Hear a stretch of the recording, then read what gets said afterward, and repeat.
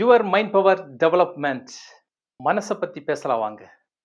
இப்போ மனசை பத்தின ஒரு முக்கியமான விஷயம்தான் இந்த யுவர் மைண்ட் பவர் டெவலப்மெண்ட். மனசு நம்மளை ஆட்டுவிக்கிறது மனசு.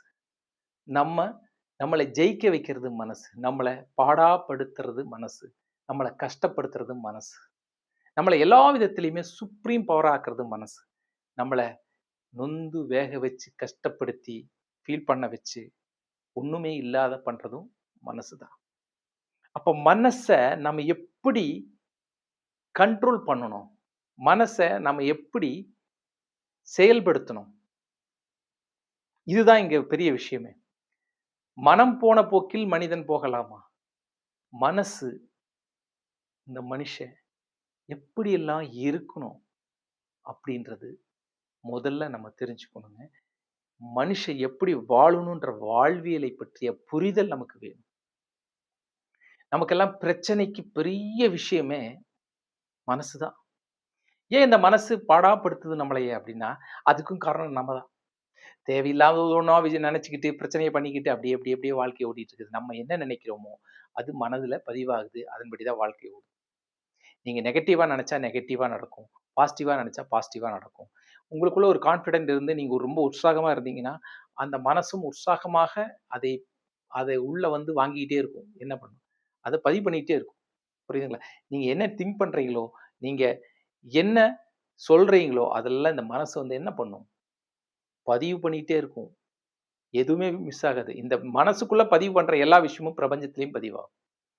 நல்லா புரிஞ்சுட்டீங்களா? அப்போ ஒரு மனுஷன் ஏன் நெகட்டிவா வாழக்கூடாது அப்படின்னா, நெகட்டிவா வாழ்ந்தா போச்சு. உலகத்துல பெரிய முக்கியமான விஷயம் என்னன்னு தெரியுமா உங்களுக்கு?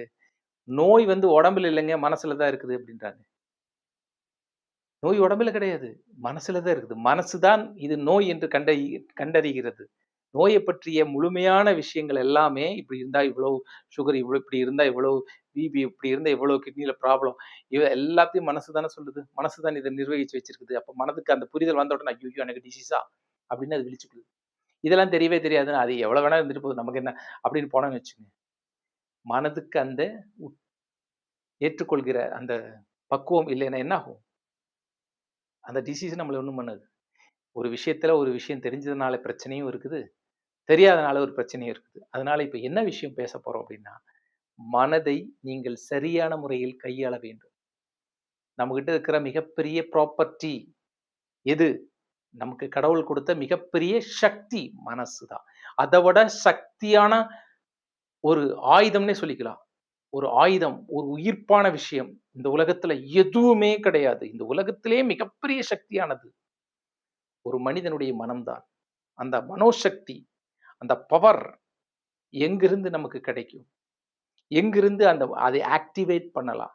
அதை எப்படி ஃபைன் டியூன் பண்றது? அதை எப்படி ஆக்டிவேட் பண்றது? அதை வச்சு நம்ம எப்படி வாழ்க்கையில ஜெயிக்கலாம்? வாழ்க்கையில மிகப்பெரிய அளவுல சக்சஸ் ஆகலாம். மிகப்பெரிய அளவுல நம்ம என்ன நினைக்கிறோமோ அதை அச்சீவ் பண்ணலாம். வளர்ச்சி அடையலாம். சந்தோஷமா வாழலாம். பிரச்சனையிலிருந்து ரிலீஃப் ஆயி வரலாம்.